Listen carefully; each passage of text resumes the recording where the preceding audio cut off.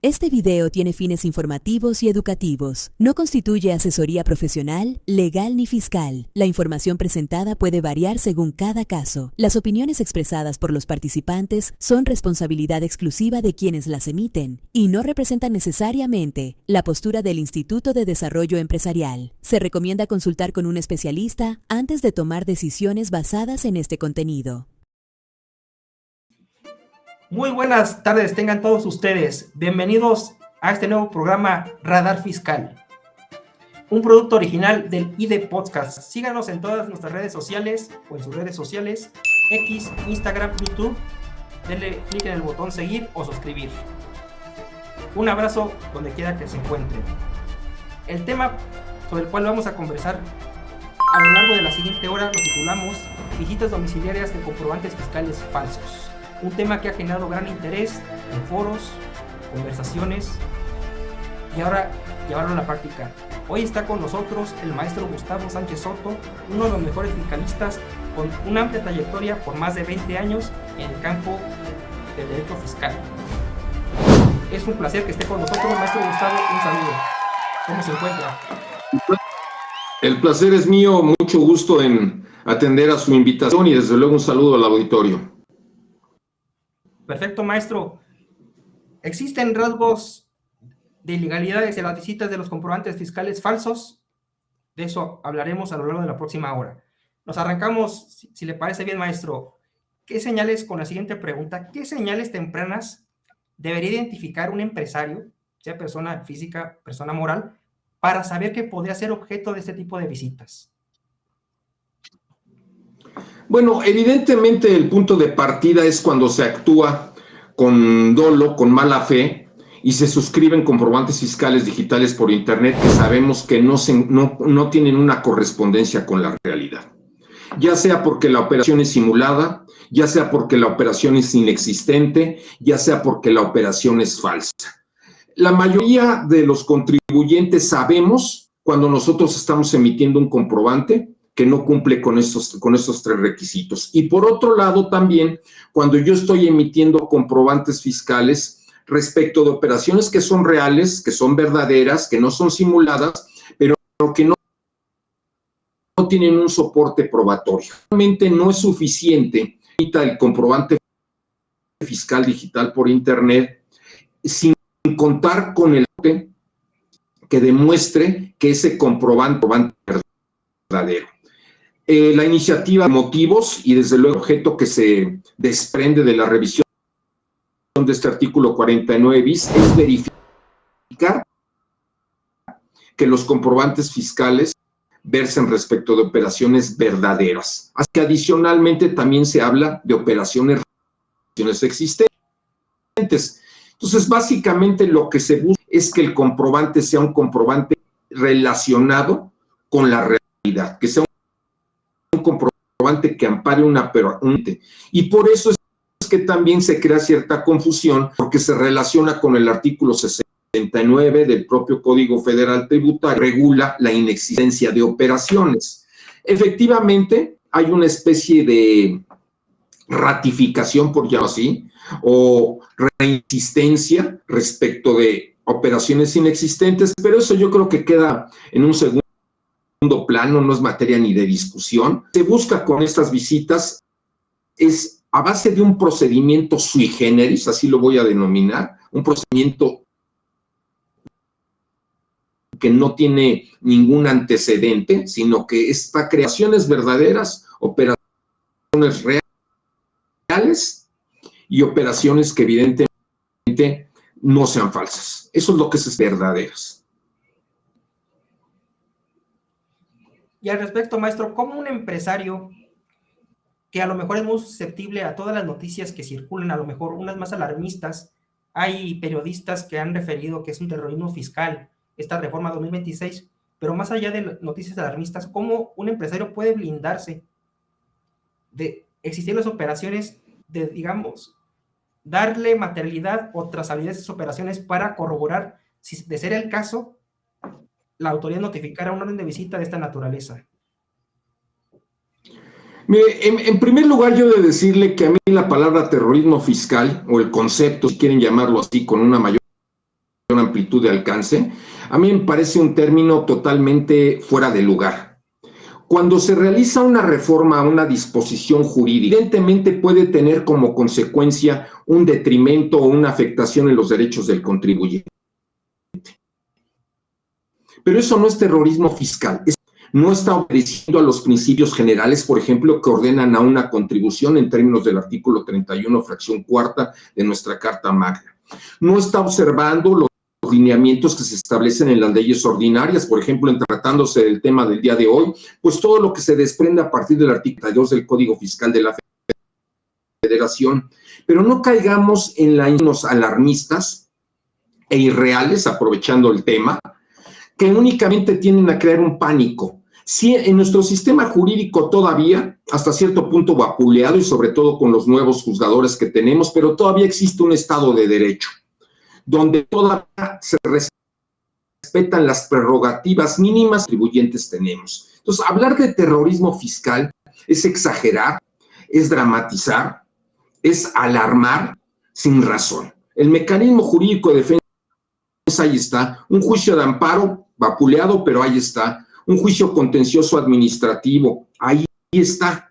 Entonces, el terrorismo fiscal es de quitar de nuestra cabeza porque es exageración y datismo injustificado. Por otro lado, lo que sí hay que tener muy en cuenta es que cómo se debe de enfrentar la norma, pues desde luego, el enfrentamiento de una norma jurídica desde la óptica más adecuada es a través de la prevención. ¿Cómo voy a prever yo que se lleve a cabo un procedimiento de comprobación con base en el artículo 49 bis? Pues llevando a cabo un control de todos los mecanismos necesarios para que se justifique la legalidad de mi proceder. Y esto se lleva a cabo a través de compliance. El compliance cada vez adquiere mayor relevancia y cada vez se torna una herramienta de uso no opcional, sino necesario para aquel contribuyente que quiere cumplir con la norma. Entrar al detalle de cómo se puede llevar a cabo o cómo se debe de llevar a cabo una labor de compliance en materia de demostración de existencia de comprobantes fiscales verdaderos, bueno, eso es otro tema. Únicamente dejo anotado la vía. La vía es a través del compliance, es decir, la búsqueda de la asesoría que de manera preventiva, que no reparativa, que es muy diferente, vamos a construir un esquema de materialidad, un esquema de negocios y un esquema de legalidad. Que me pretenda cuestionar la existencia, la realidad, la legalidad del comprobante fiscal, yo tenga los elementos para demostrarlo. No existe una receta genérica. Esto es una camisa a la medida, si me perdonan la expresión. Depende del caso concreto, depende del aviso, depende del negocio que estoy efectuando, depende incluso de las figuras negociales y corporativas que instrumento, el que yo pueda preparar este esquema o este frente de demostración, que es el que me va a llevar al éxito. Evidentemente, ya la defensa fiscal descansa, no de forma única, pero sí de manera importante, en un aspecto de preparación que se llama compliance.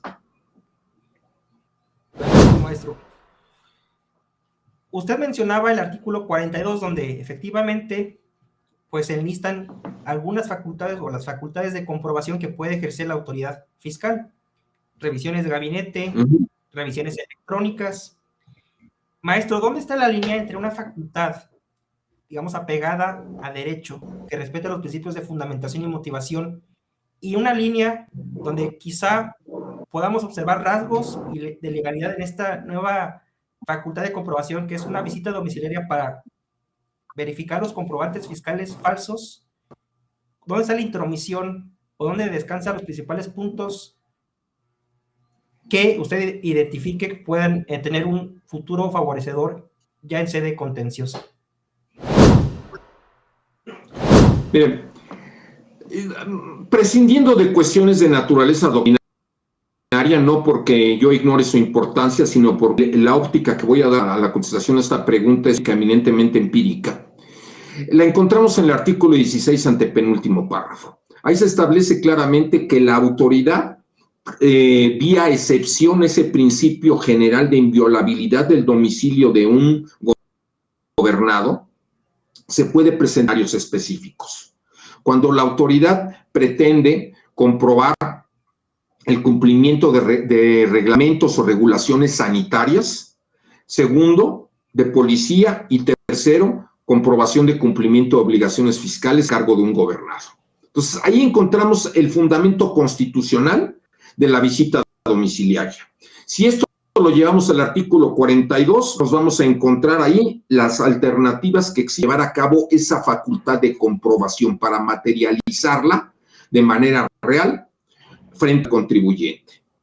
Y la fracción quinta, inciso G, nos define de manera específica la posibilidad que tiene la autoridad de llevar a cabo la comprobación de emisión de CFDI respecto de operaciones verdaderas, respecto de operaciones no simuladas, respecto de operaciones que no sean falsas. Entonces, la facultad, desde mi punto de vista de la autoridad, está perfectamente definida en la norma.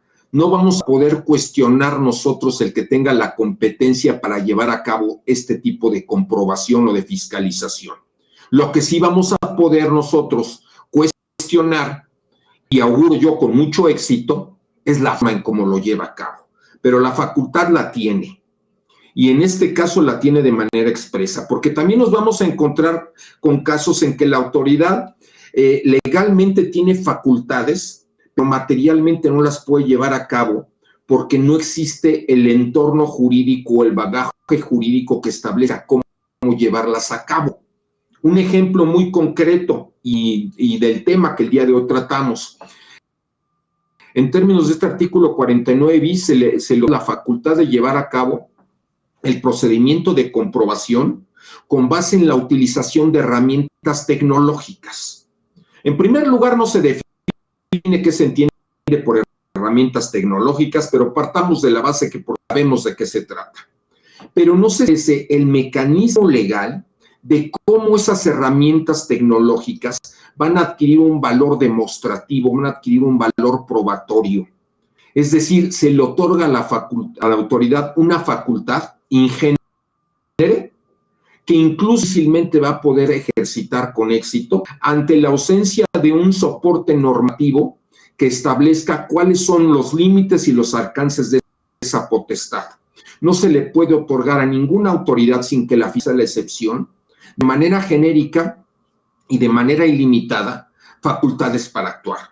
Recuerden que la autoridad solo puede hacer lo que la ley le permite. Consecuentemente, si no existe un marco normativo que establezca el contenido de esa potestad y, desde luego, los límites de la misma, nos encontramos ante una autoridad que tiene facultades omnímodas y que van a resultar inconstitucionales, inconvencionales e ilegales. Ese es un ejemplo claro donde se otorgan facultades, pero de manera desenfrenada, de manera desinteresada y sobre todo de manera descuidada, donde se legisla por legislar, donde ese apetito voraz de recaudar prevalece respecto de la legalidad y se le dice a la autoridad, tú puedes hacer lo que sea siempre y cuando recaudes. Pues no es así, y ese sería un ejemplo. Claro, desde luego. En sí, las visitas de comprobantes fiscales falsos es una facultad que se ha denominado coloquialmente una facultad express. ¿Por qué?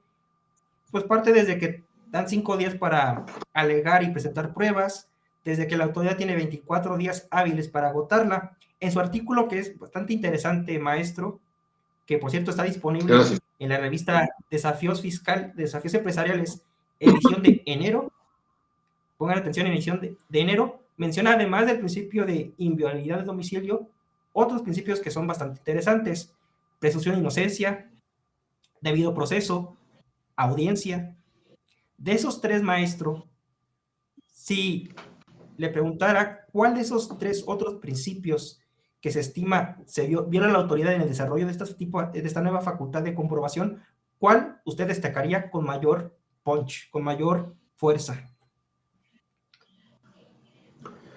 Mire, esa es una pregunta que no puedo contestar porque desde mi punto de vista los derechos fundamentales no se fraccionan y los derechos fundamentales, al compararse uno con otro, no uno adquiere mayor relevancia frente al otro.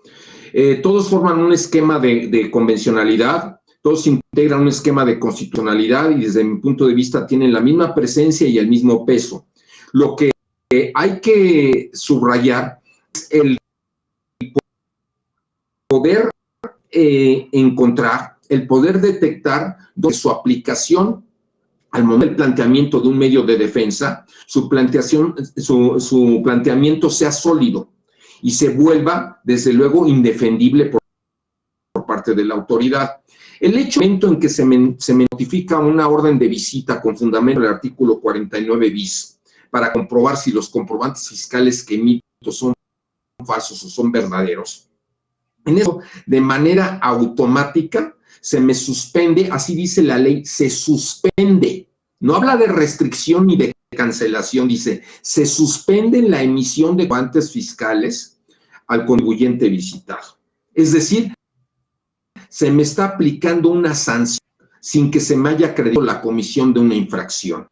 Ya no hablemos de un tipo penal.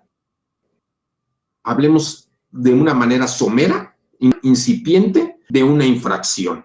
Está sancionando, pues evidentemente, entre otros principios, hay una violación al principio de presunción de inocencia, que desgraciadamente cada día se torna más difícil de encontrar en cuanto a la observancia de la autoridad, y por otro lado, pues una violación a un debido proceso, porque no existe un procedimiento donde yo haya tenido la posibilidad de intervenir y donde se me haya vencido para que se concluya que yo soy objeto de un acto privativo, como lo es la prohibición de emisión de comprobantes fiscales digitales.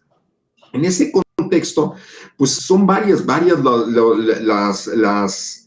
los elementos que resultan lesionados, que resultan violentados, y pues yo los invito a que lean mi colaboración, descripción de ellos, pero no quisiera decir que uno tiene un valor mayor que otro, ¿no? Yo creo que todos son de alguna manera muy perceptibles y todos tenemos que defenderlos, porque ese artículo adolece de eso. Al tratar de que se lleve a cabo una comprobación de manera expedita, como le llaman algunos, de manera express, pues evidentemente han dejado de lado todo el marco legal y constitucional que ordena la práctica de una visita domiciliaria. Recordemos que la visita domiciliaria, vuelvo a insistir, es una de las 3 alternativas o 3 posibilidades que tiene un ente autoritario para excepcionar el principio de inviolabilidad del domicilio de un contribuyente. Entonces estamos hablando de algo que es sumamente delicado y que no porque la autoridad pretenda y lo haya logrado a través del cabildeo que efectúa en el Poder Legislativo, que se autorice que exista una visita domiciliaria con términos tan breves, no por eso significa que estén permeados de constitucionalidad y de legalidad. Simplemente, pues es una manifestación de que nuestro está siendo manipulado, pero no con observancia a la norma jurídica, las jurídicas ordinarias. Ese sería mi comentario. Respecto a su artículo, maestro, me gustaría aunar más en un punto. Nos iríamos con el principio de audiencia. Retomando lo que comentábamos hace unos minutos, se da, a partir de que se notifica la orden, se da un término probatorio única y exclusivamente de 5 días, sin que la ley de forma textual establezca la posibilidad de solicitar una prórroga. En dicho artículo menciona un apartado que es el artículo 8.1 de la Convención Interamericana de Derechos Humanos. En ese punto, pues, como todos ustedes saben, abogados, contadores, público en general, cualquier contribuyente, pues desde luego que tiene que ser oído y vencido en juicio. Usted menciona que no se puede cumplir, digamos, con la exégesis o la naturaleza de esa porción normativa al limitarlo exclusivamente a 5 días. Sabemos cómo suele requerir información la autoridad. Pueden requerir, a lo mejor, claro que dependerá del giro comercial, 20, 30, 40, 50 puntos. ¿Cómo podemos, en sede contenciosa, de haber aportado la información requerida por la autoridad, bajo el escenario de que esta sí fue valorada, pero a criterio del contribuyente se valoró de forma incorrecta? ¿Cómo podemos, partiendo de ese argumento de la violación del principio de audiencia, construir una defensa adecuada ya en sede contenciosa, maestro? Bueno, mire, en primer lugar, para estos casos de visita domiciliaria, y yo nunca he sido afecto, y aquellos que hayan tenido la oportunidad de oírme con anterioridad lo saben, yo nunca he sido afecto a interponer un recurso recurso de revocación en materia fiscal federal. ¿Por qué? Simple y sencillamente, y a grandes rasgos, porque desde mi punto de vista, el dictado de una resolución que obedezca a una situación real, es decir, que no sea una resolución tendiente a proteger los intereses del particular, es algo muy cuestionable. Las resoluciones no son imparciales, normalmente son parciales. Nada más por eso, porque yo no me voy a sujetar, porque es lo que yo considero que es lo correcto, a una jurisdicción de una entidad que no me garantiza imparcialidad, yo no soy afecto a interponer recurso de revocación. Sin embargo, en el caso específico de los procedimientos de comprobación, entiéndase visita domiciliaria, sería el único caso de excepción, porque recuerden que ahí tenemos el principio de litis probatoria abierta. Entonces, las pruebas que yo no ofrecí dentro del procedimiento de comprobación, las puedo ofrecer en el recurso de revocación, aun cuando el procedimiento de comprobación ya se haya terminado. Entonces, ahí sería la primera recomendación. Una vez que la visita domiciliaria, con fundamento en el artículo 9 bis, se ha terminado, interponer el recurso de revocación para que yo pueda presentar pruebas adicionales. Segundo punto, evidentemente es una vacilada, es algo como para reírse, el pensar que en 5 días yo voy a tener la posibilidad de presentar los elementos probatorios dentro del procedimiento de comprobación que estamos revisando respecto de comprobantes fiscales falsos. Aquí lo que se está buscando es, pues, no caer en la inconstitucionalidad dándome la oportunidad de presentar pruebas. Pero sabemos que esos 5 días son días que en la práctica no me van a servir para nada. No voy a poder presentar mis elementos probatorios completos. Ahora, entiéndase que la garantía de audiencia, y esto a veces se nos olvida, no significa nada más que yo tenga un periodo probatorio a virtud del cual pueda yo presentar, o más bien primero ofrecer las pruebas que yo considero idóneas, sino que esas pruebas deben de ser objeto de un análisis exhaustivo. ¿A través de qué? Pues precisamente de la revisión, el contenido y alcance probatorio del medio de convicción de que se trate. Entonces, la garantía de audiencia no significa nada más es que tuve la oportunidad de probar, no. Es que tengo la oportunidad de probar y que esas pruebas, y lo acabas de mencionar, esas pruebas efectivamente fueron consideradas, fueron revisadas y fueron analizadas de manera puntual, de manera concienzuda para descentrar la razón y finalidad y sobre todo el contenido demostrativo que poseen. Si esto no se lleva a cabo, pues evidentemente se está generando un agravio en perjuicio del gobernado, en perjuicio del visitado. ¿Esto cómo lo voy a poder hacer valer? Pues a través del medio de defensa que corresponde. Aquí el problema que existe es que la defensa fiscal debe de quedar en un segundo plano si nosotros realmente volteamos a ver a la realidad. ¿Por qué? Porque al momento en que se notifica la orden se suspende la posibilidad de que yo siga emitiendo comprobantes fiscales digitales por internet. Entonces, aquí no va a haber un periodo de aclaración. Aquí no va a haber un periodo donde yo pueda decirle a la autoridad, es que fíjate que en esta situación acontecieron tales circunstancias y eso de alguna manera pues me desprovee de responsabilidad y por lo tanto reactívame la emisión de CFDI. Aquí simple y sencillamente se suspende. Es decir, volvemos a lo que mencionaba hace un momento, hay un castigo y se aniquila totalmente la presunción de inocencia del particular. Ahora, ese término de mí no me queda muy claro cuando empieza a computarse, pero vamos a dejarlo ahorita como un comentario al margen. Lo invito a que aquellas personas que atiendan eso. No me queda muy claro en la ley cuándo empieza a computarse. Vamos a decir con la entrega de la orden. 5 días no de ninguna manera orientan a que se tenga por observada mi garantía de audiencia y mi derecho actual.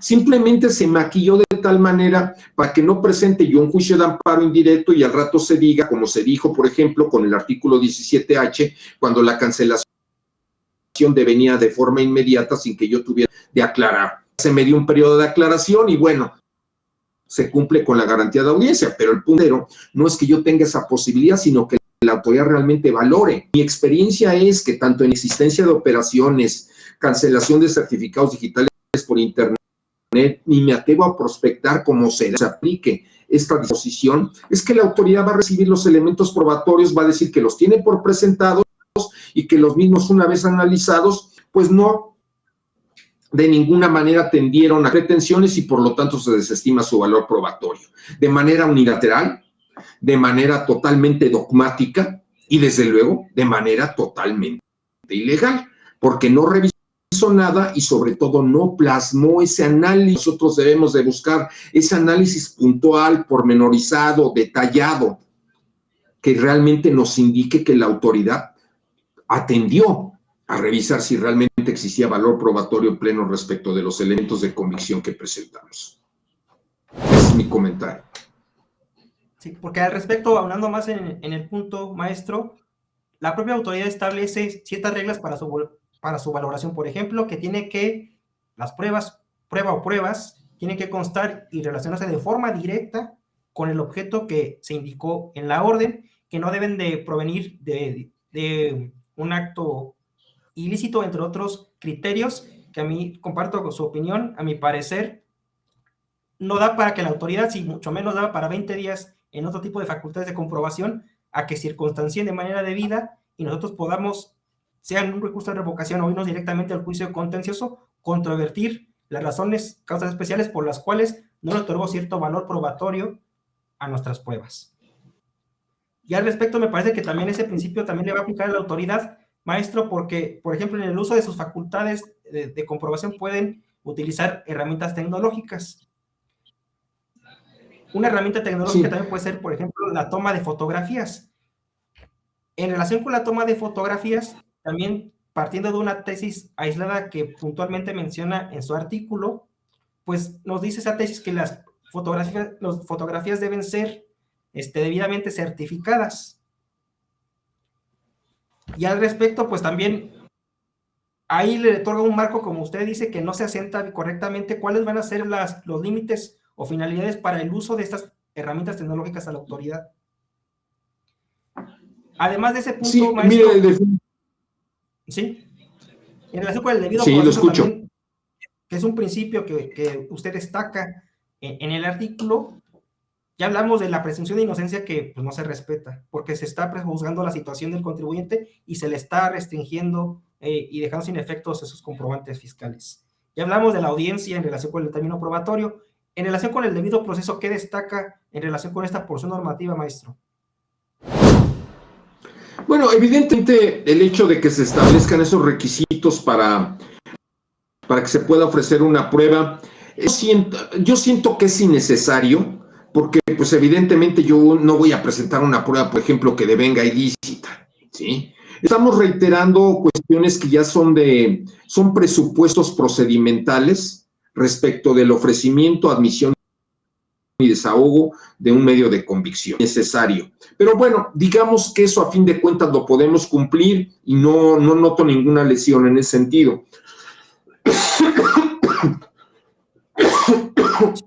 Perdón. No se preocupe. No noto ninguna lesión a los derechos de un contribuyente. En cuanto al debido proceso, bueno, pues evidentemente aquí lo que tenemos nosotros que vigilar es que, reitero, se revise correctamente el valor probatorio de esas pruebas, tanto al momento de su ofrecimiento como de su admisión y su desahogo, que son las tres fases esenciales para tener por desahogado un elemento demostrativo. El hecho de que se pretenda instrumentar herramientas tecnológicas, pues es algo muy peligroso porque a fin de cuentas siempre va a operar en favor de la autoridad si no se encuentra perfectamente regulado. Ayer oía yo un comentario en un seminario de la Universidad Nacional Autónoma de México que pues, llama la atención por lo casuístico, no lo jurídico. Decía la persona que comentaba, voy a omitir su nombre por cuestión de respeto, pero ella decía, ¿qué va a suceder cuando el auditor, el revisor, en su celular tenga información de la empresa que está revisando con base en el artículo 49 bis, se suba a un microbús y le quiten el celular? Y ahí se fue toda la información. En primer lugar, pues, se afecta a mi intimidad, porque pues hay información de carácter personalísimo, ya es una persona jurídica, una persona física. Información circulando y que vaya usted a saber en qué manos va a caer. Pero que es muy dable que una persona como un auditor no tiene la capacidad como para darnos la certeza de resguardo y cuidado de esa información. Entonces, esto nos muestra de una manera, diría yo, muy simplista, muy casuística, pero también no por ello poco realista, el que no se puede otorgar una facultad de autoridad si no se establecen los parámetros mínimos para que la ejerza. Y desde luego, desde dos ópticas, desde la óptica de seguridad del órgano revisor y desde luego, porque es algo ineludible, desde la óptica de seguridad del particular al cual se le está dirigiendo la revisión. En el contexto, pues, la incertidumbre siempre va a generar inseguridad, y la inseguridad de nuestro sistema jurídico pues siempre va a generar inconstitucionalidad e inconvencionalidad. Yo creo que difícilmente van a ejercer esta facultad de manera inmediata. ¿Por qué? Porque se reclama y se hace ineludible el que se establezca un mecanismo adicional de protección. Efectivamente, la tesis que cito es una tesis aislada, pero que ya nos deja ver un parteaguas de la necesidad de que se regule en el caso de las fotografías, pues aspectos como tiempo, modo y lugar, a través de la fe pública que otorgue una autoridad facultada para ello y que establezca que efectivamente esa fotografía se tomó en un determinado sitio, en una determinada hora, determinada fecha. Ahora, con el avance tecnológico, a través de inteligencia artificial, por ejemplo, se puede manipular de manera muy simple una fotografía. Se requiere que una autoridad con facultades pueda otorgar fe pública en ese sentido, respecto de tiempo, modo y lugar. Básicamente, ¿quiénes están facultados para autenticar? Pues evidentemente un fedatario público, que en nuestra materia es el notario. Ni siquiera diría yo que un corredor público, como por ahí hay voces que lo sostienen, porque recuerden que la capacidad de autenticar de un corredor público está limitada a actos mercantiles. Y esto no es un acto mercantil, esto no es un acto de comercio, y si no, pues revisen el Código de Comercio. Estamos hablando de un acto de naturaleza administrativa, que puede tener vinculaciones de carácter comercial, sí, que las tiene, lo reconozco, pero que de ningún de comercio en términos del Código de Comercio. Por lo tanto, tiene que ser ante fedatario público, y ahí ya entendemos que entonces la preparación de la prueba, que es otro elemento que no se menciona, la preparación de la prueba es necesaria. Si yo voy a fotografiar, tengo que preparar la prueba a través de la contratación de los servicios del notario público, el señalamiento de la cita y proceder a efectuar la toma de fotografías, la toma de video, para que tenga realmente un valor probatorio, si no pleno, si un valor probatorio, pues digamos, suficiente como para que valga la pena presentarla. Porque este tipo de pruebas también hay que reconocerlo, en la mayoría de los tienen que vincularse con otros elementos. No son pruebas plenas que tengan una eficacia propia absoluta e incuestionable. Normalmente tienen que vincularse con otros elementos demostrativos para que creen un ánimos en el juzgador o una certeza en la demostración de la pretensión por parte de su oferente. Entonces, este tema es complicado, pero si algo yo concluyo es que se le otorgan facultades a la autoridad de una manera irresponsable, desgraciadamente a través de un agotamiento de un procedimiento legislativo, por lo cual se materializan en una ley formal y materialmente válida, pero que en la práctica no tienen ninguna eficacia y mucho menos protegen los derechos del particular. Ahora, si esto lo lleva a contencioso, pues también caemos en otro aspecto que es sumamente, ahí sí, alarmante, ¿sí? Que es las autoridades jurisdiccionales, y entiéndase, Tribunal Federal de Justicia Fiscal y Administrativa y jueces de distrito en materia administrativa y magistrados, muchas veces están totalmente desconectados de la realidad. Un ejemplo muy claro es cuando, por ejemplo, una restricción o una cancelación de un certificado fiscal, perdón, de un comprobante fiscal digital por internet, consideran que es un acto que no es recurrible porque es un acto de molestia y no es un acto privativo, y crean alrededor todo un mecanismo, un bagaje teórico donde dicen es que el acto privativo pues realmente no te conculca ningún derecho, solo te lo conculca el acto privativo, pero este es un acto de molestia, y resulta que te dejan desprotegido cuando no se dan cuenta que si a mí me suspenden o me restringen la emisión de un CFDI, están paralizando mi empresa, están impidiendo que yo incluso, por ejemplo, timbre nómina, están impidiendo que cumpla yo con compromisos corporativos adquiridos, están impidiendo que yo pueda generar riqueza para pagar incluso contribuciones, no voy a poner ningún rendimiento, ninguna utilidad, ningún ingreso porque no puedo facturar, etcétera, y parece que esa realidad no la conocen. Entonces es otro aspecto importante, que la prueba a veces hay prácticamente que presentarla, pero con un soporte, diría yo, de contundencia, porque si no, no entienden de qué se trata. Y yo no sé si no entienden porque no quieren entender o porque en esa atalaya en la que se encuentran, en esa atalaya del juzgador o propia del juzgador, pues están tan alejados de la realidad que no la conocen. Entonces son aspectos que hay que tomar en cuenta y que desde luego pues inciden en que podamos nosotros tomar en consideración para que podamos formular una defensa fiscal sólida, procedente y sobre todo eficaz. Un punto muy interesante que mencionaba, maestro, es también la posibilidad o recomendación de que en este caso específico, en relación con pruebas adicionales, presentar el recurso de revocación, y precisamente, como bien usted explicaba, no hay un término, como sí lo hay en otras cuestiones, sobre la preparación de la prueba. Por ejemplo, en los mensajes, si te piden cómo demostrar, cómo contactaste a un proveedor, si se manda una cotización, en relación con los mensajes de WhatsApp, correos electrónicos o en relación con las fotografías, ahí, como bien usted apuntaba, hay que vincular o correlacionar las pruebas. Un ejemplo podría ser desde una inspeccional, ¿sí? Para poner a vista de quien vaya a resolver o en vista del área jurídica, pues los equipos electrónicos para corroborar, precisar de que salió de X equipo al remitente, ¿no? Eso con la correcta vinculación de pruebas. Pero otro punto que me parece bastante peligroso, maestro, es que llevarlo al ámbito penal que mencionaba casi al final de su artículo, en relación con el tipo penal del 113 bis. Y otro punto que también me parece bastante alarmante es que hay efectos contra terceros. ¿Por qué? Porque si un contribuyente no desvirtúa la presunción de que estos comprobantes fiscales son falsos, pone la autoridad que el contribuyente tendría que presentar declaraciones complementarias sobre dichos comprobantes, y de no ser así, les va a restringir temporalmente los sellos digitales.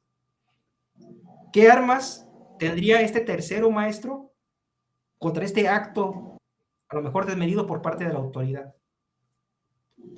Bueno, mire, en primer término, yo iniciaría diciendo que es una obligación el tener en cuenta que actualmente la intención de la autoridad es que todos los procedimientos de naturaleza administrativa puedan culminar en una instancia de naturaleza penal.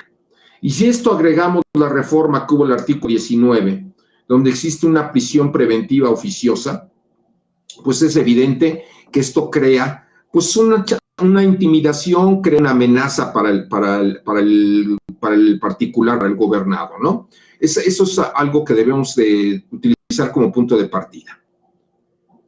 Ahora bien, en segundo término, me decía usted el aspecto de, era la cuestión penal y la cuestión de, perdón, ¿cuál era el segundo punto? El segundo punto en relación con cuando un contribuyente no desvirtúa la presunción de falsedad de comprobantes, sí. Dice, ¿sabes qué? Tienes X tiempo, ¿sí? Para autocorregirte con cómo te vas a autocorregir con declaraciones complementarias, y si no lo haces, ¿sabes qué? Pues ahí te va una restricción temporal de sellos digitales. Ese era el punto más. Muy bien. O ese es el punto. Sí.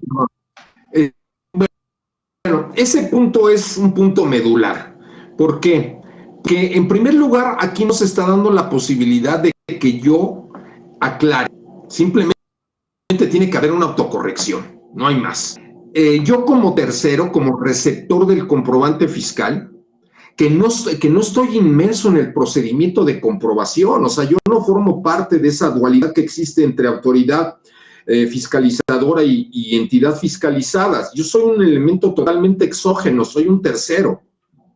De una manera totalmente injustificada se me introduce como parte de ese procedimiento y se me dice, como tú recibiste ese comprobante que yo presumo, y es que ahí es el otro punto importante, se parte de una presunción, y la presunción civilmente pues simplemente es el desprender de un hecho desconocido, pero sujeto a prueba. Aquí no opera la presunción jure de jure, estamos en presencia de una presunción juris que admite prueba en contrario. Por lo tanto, la presunción es eso, simplemente un desprendimiento aislado, sujeto a prueba respecto de un hecho conocido a uno desconocido. Evidentemente, el planteamiento del esquema de defensa, pues existe. O sea, esa presunción yo la puedo destruir. Hay sendas tesis del Tribunal Federal de Justicia Administrativa que establecen, por ejemplo, que para que la presunción tenga validez, se debe de acreditar por parte de la autoridad fiscal, se debe de acreditar el procedimiento que sigue para concluir con esa presunción. ¿Cuáles son los elementos que integran la presunción? ¿Cuál es el fundamento jurídico? Es decir, una serie de requisitos que nos hacen entender que el ejercicio de la facultad presuntiva de la autoridad no es un ejercicio unilateral y mucho menos desprovisto de la observancia de requisitos legales. No es la simple manifestación aislada y unilateral de la autoridad por el hecho de que es autoridad, sino que está sujeta al cumplimiento de extremos jurídicos. Ahora bien, suponiendo sin conceder que esa presunción cumpliera con esos requisitos, queda sujeto a que la autoridad, a que el particular la combata, y si el éxito la va a destruir.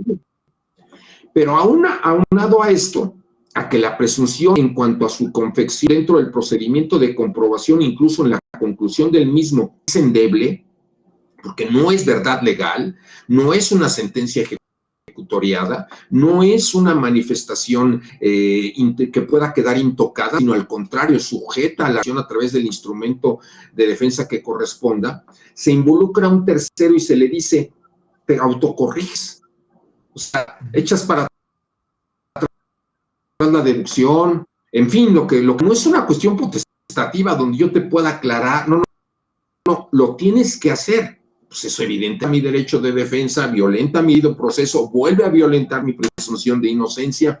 Estamos hablando de una actuación de la autoridad totalmente unilateral, donde lograr del camino aquellos obstáculos que no eran obstáculos, para ella eran obstáculos, pero para nosotros eran verdaderas garantías, eran prerrogativas que nosotros teníamos. Al momento que se instrumenta este tipo de visitas sui generis, como yo los menciono, lo único que concluyen es que desproveyó de prerrogativas y derechos que ya teníamos preconstituidos, y el camino de la autoridad se para que sin ningún tropezo, sin ningún obstáculo, pudiese llegar a la conclusión a la que va a llegar, es decir, estos comprobantes son falsos.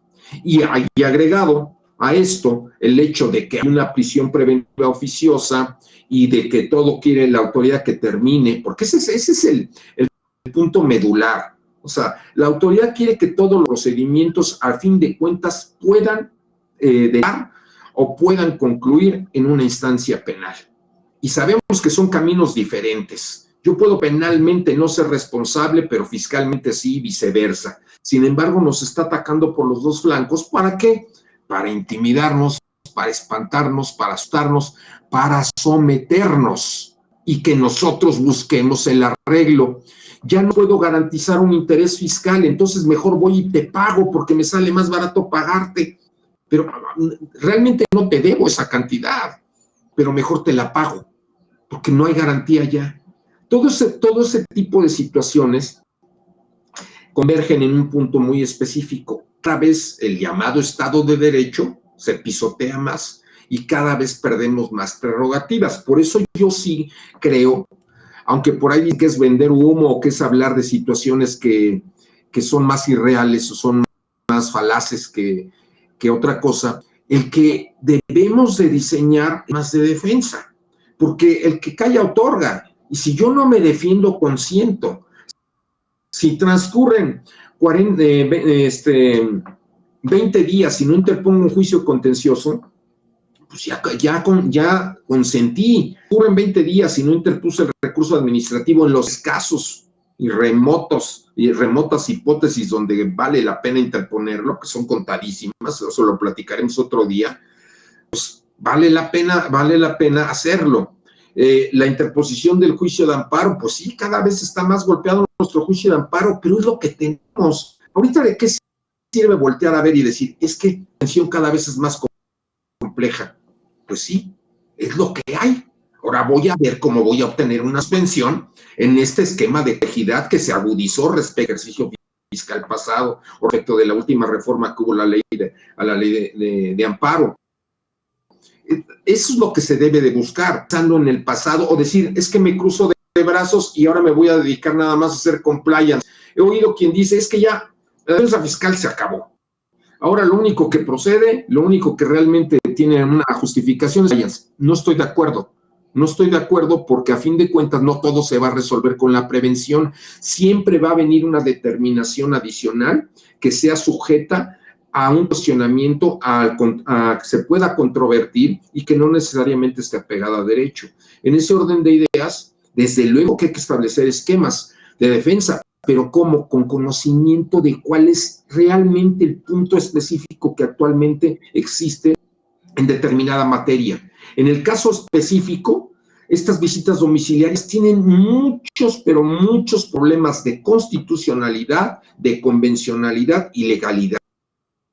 Hay que detectarlos, plantearlos. Ahora, hay que entender también que ya no estoy yo en una igualdad de circunstancias en un procedimiento contencioso frente a la autoridad. Eso ya desapareció. El equilibrio procesal que existe en una instancia es una quimera. El particular siempre se encuentra en unión frente a ese estado de supraordenación que tiene la autoridad en el momento en que yo me involucro en un procedimiento contencioso. Porque no voy a obtener, porque estoy sujeto a acción constante, porque está latente pues una aplicación retroactiva, está latente una suspensión que no se me va a otorgar, está latente un juzgador que no me garantiza imparcialidad. En fin, evidentemente la defensa fiscal se complica, pero no significa que por ello haya desaparecido o no se pueda construir. Sí, desde luego ha sido dificultoso, muy difícil, sobre todo yo diría de la parte de las medidas cautelares positivas, maestro. Desde el cambio de criterios, desde las restricciones, cancelaciones de sellos y ahora con este tipo de visitas que seguramente de solicitarse muy posiblemente pues serían negadas, ¿no?, por las salas regionales. A lo mejor porque, ¿qué pueden alegar? No sé, a lo mejor que van en contra del interés social o ese tipo de situaciones, ¿no?, que el interés suspensional, además, dice la autoridad, se tendrá que demostrar de manera prematura, ¿no? Y al respecto, maestro, ¿sabe qué más me llama mucho la atención? Y ya para pasar a la última pregunta antes de nuestra sección de hecho notorio, que es como bien me apuntaba, hay un desequilibrio total en la balanza entre la autoridad y contribuyente. ¿Por qué? Porque inclusive en esta nueva figura penal del 113 bis establece que dentro de unos párrafos también puede calcularse el daño al fisco. Pero en desequilibrio no hay un cálculo de daño al contribuyente, de demostrarse que la autoridad incurrió en alguna violación, algún principio, ya mencionamos presunción de inocencia, debido proceso, audiencia. No hay un cálculo menoscabo que se pueda calcular en favor del contribuyente. Entonces, como bien apuntaba, me parece que hay un total desequilibrio. Para finalizar, maestro, si pudiera darle un solo consejo al empresario, sea en vías de prevención y de blindaje, sea en vías de entablar un juicio de amparo, a lo mejor contra la orden de visita, o sede contenciosa, ¿cuál sería? Mire, desde mi punto de vista, si algo se ha acentuado, si algo se ha agudizado, es que ya no se puede hablar en términos generales de un esquema de defensa fiscal para determinada actuación administrativa. Yo le pongo un ejemplo. Me presenta en este momento una cancelación de un certificado de sello digital. Yo no le puedo contestar en este momento. Lo que procede va a ser un juicio contencioso administrativo. O lo que procede va a ser la interposición administrativa. Mucho menos puedo decirle cuáles son los conceptos de impugnación o cuáles son los agravios, o en su caso, incoar la acción constitucional, cuáles serían los conceptos de violación. Hay que analizar el caso concreto en específico. Entonces, mi conclusión sería, cuando yo ya tengo alguna acción que me ha causado menoscabo, respecto de la cual veo la necesidad de defenderme, hay que realizar un análisis pormenorizado e individualizado del asunto para poder concluir una estrategia exitosa. Muchos dirán, bueno, está diciendo lo que ya sabíamos. No, porque se podía manejar genéricamente el concepto. Por ejemplo, si a usted le aseguraban sus cuentas bancarias, yo podía aseverar con mayoría de razón en un alto grado porcentual que si interponía juicio de amparo indirecto en un término de 72 horas iba a tener una suspensión provisional que iba a desbloquear mis cuentas y me iba a dar el libre acceso a mi patrimonio.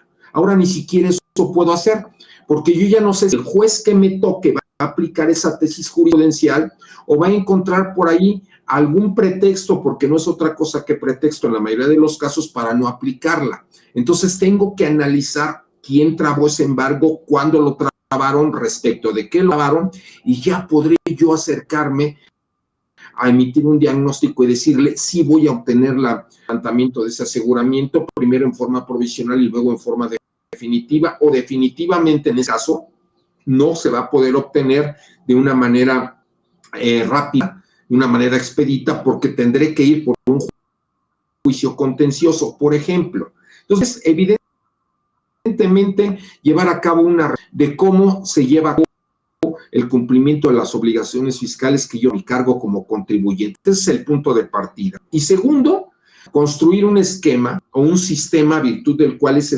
esquema se vaya preservando a través del tiempo, para que conforme yo vaya operando, vaya yo integrando expedientes suficientes como para poder responder a cualquier requerimiento de la autoridad.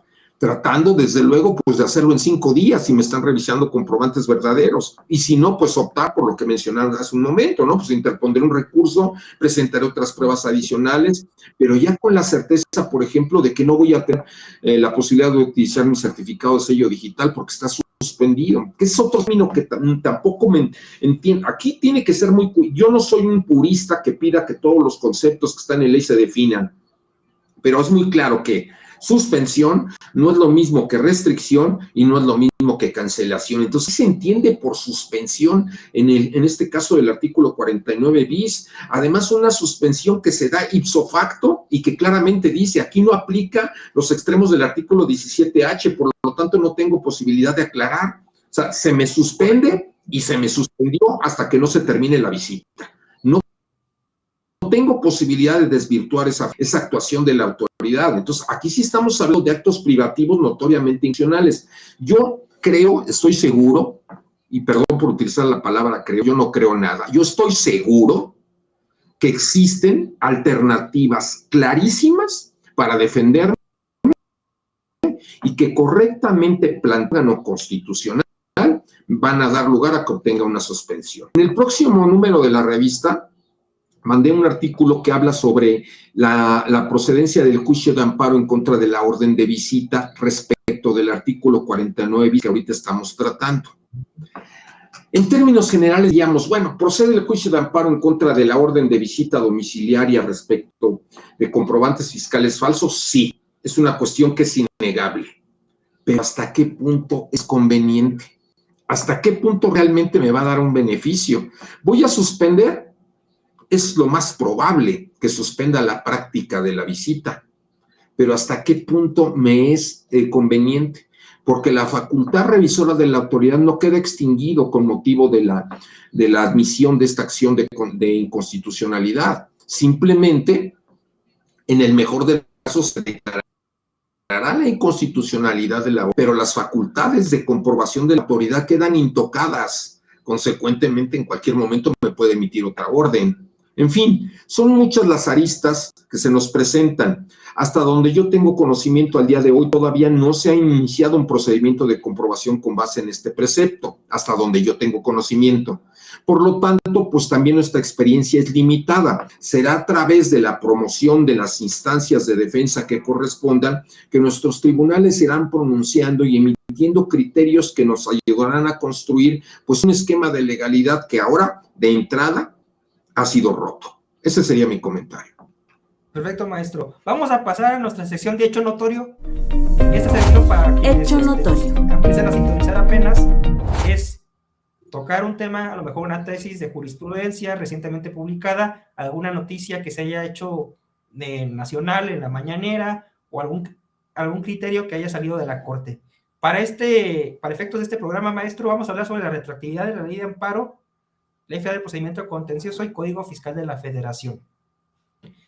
Ha hecho bastante ruido, maestro, sobre la aplicación retroactiva en cuanto al transitorio tercero, en relación con el tema de la prescripción, que se están planteando causales de sobreseimiento en los juicios, inclusive con anterioridad a que fuera emitida esta reforma fiscal 2026. Al respecto, ¿qué nos podría platicar, aunar en materia de defensa si nos plantean una causal de sobreseimiento de esta naturaleza? Si es que nos dan vista y no sobreseen antes del cierre de instrucción. Muy bien.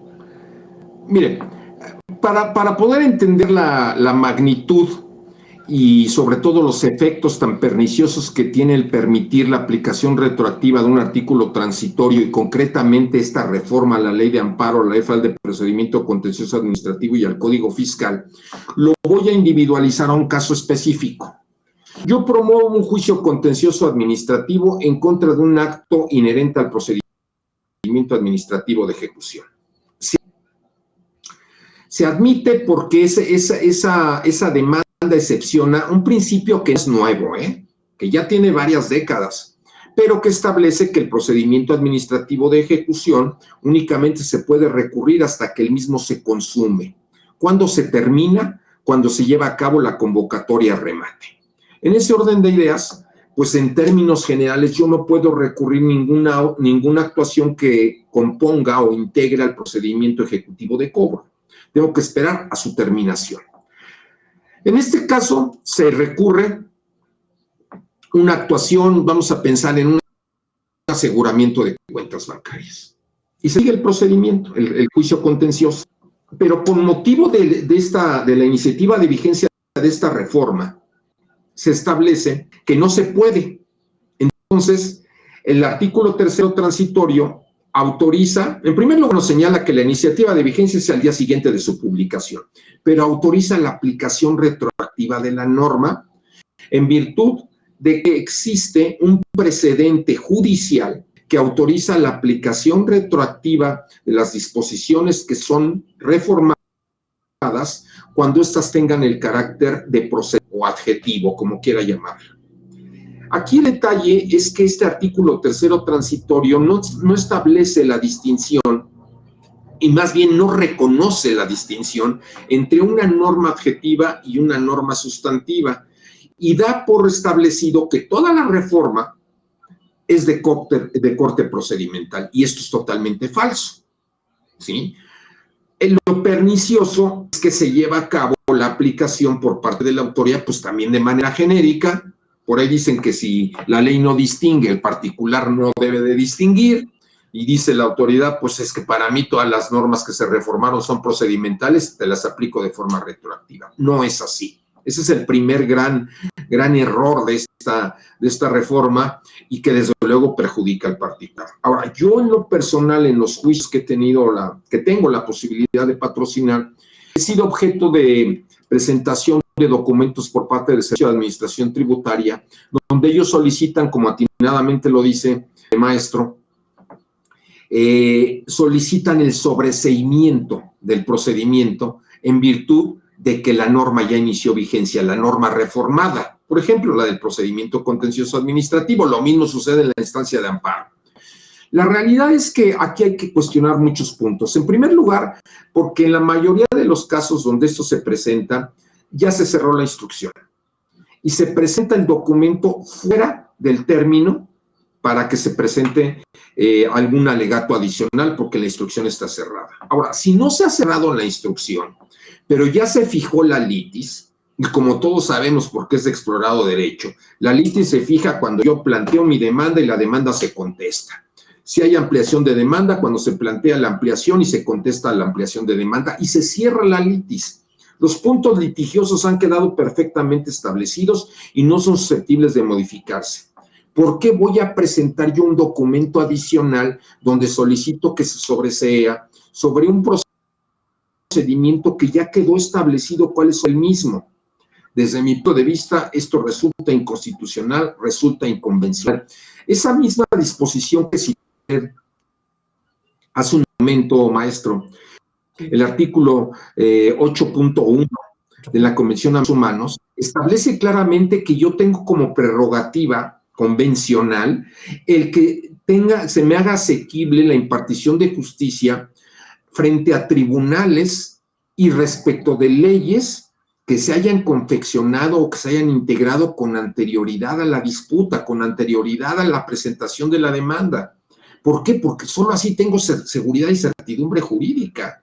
Imagínense qué seguridad jurídica tengo si el día de hoy planteo una demanda, pero a mitad del procedimiento se modifica el esquema, por ejemplo, de ofrecimiento de pruebas y resulta que las pruebas que yo pude haber presentado ya no tienen cabida.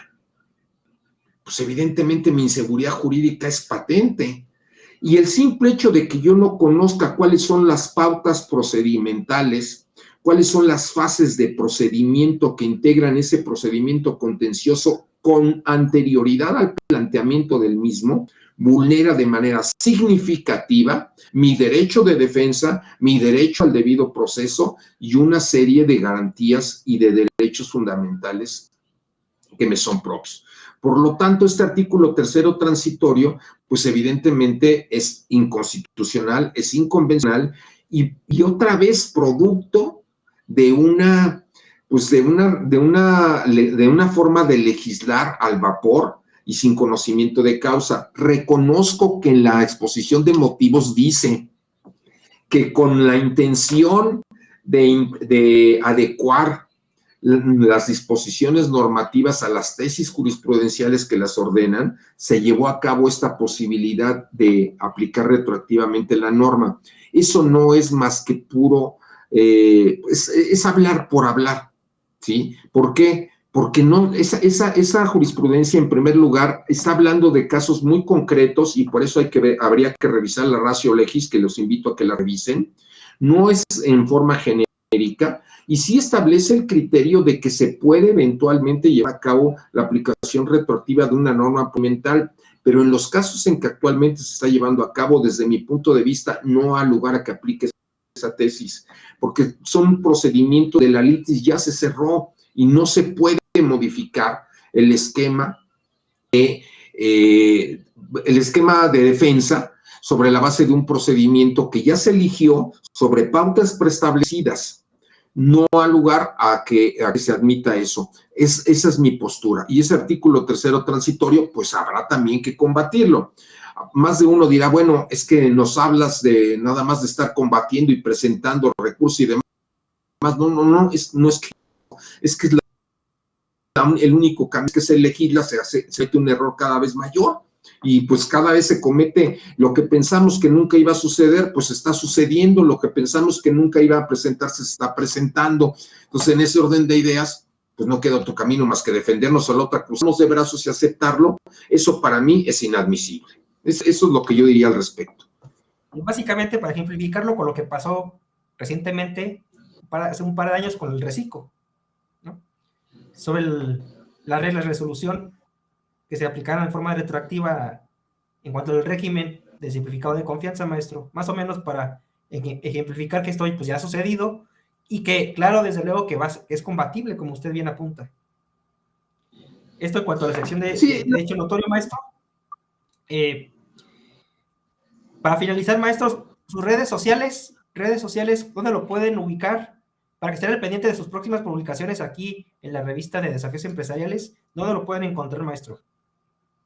Mire, fundamentalmente la que más utilizo es Facebook y me localiza Sánchez Soto, ahí me pueden encontrar y ya ahí los deriva a mi página, los deriva a Instagram, los deriva a X, pero la que fundamentalmente utilizo es Facebook y está como Gustavo Sánchez Soto y ahí pueden encontrar constantes alimentándolo alimentando ese sitio, pues con información, con formatos, con noticias. No lo uso para volverme un influencer. Ahí no van a encontrar chistes, ni bromas, ni nada por el estilo, porque no es el perfil que le he dado.